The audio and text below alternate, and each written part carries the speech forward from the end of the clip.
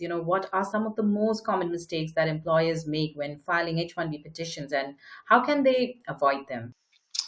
Yeah, that's a good question. I think generally speaking, you need to be aware of the fact that when you are filing an H-1B or any type of benefit to USCIS, the officer that's going to be adjudicating your case is going to have a checklist essentially, and that checklist is going to have some points that we need X, Y, Z in order to garner an approval, and if any of that information is missing, then it's grounds for a request for evidence. So I think generally speaking, obviously your forms need to be correct, but I think the biggest issue at the outset of any filing is the LCA itself.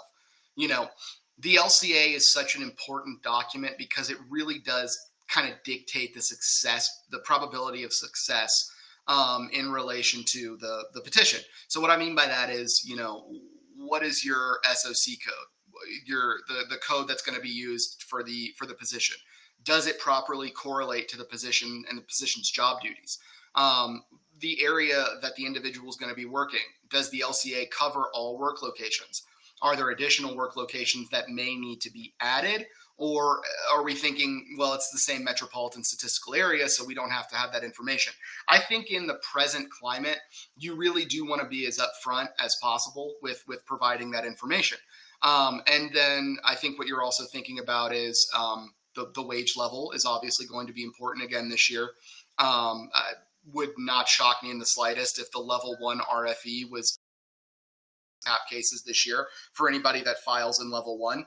And so the wage level is going to be important, and that's going to be something that people need to look at and really look at the position and say, does this position require 0 to 2 years of experience? Is it legitimately entry level, or is this more of a level 2 position or a level 3 position? And that really, that takes somebody who's well versed in the process actually making that determination.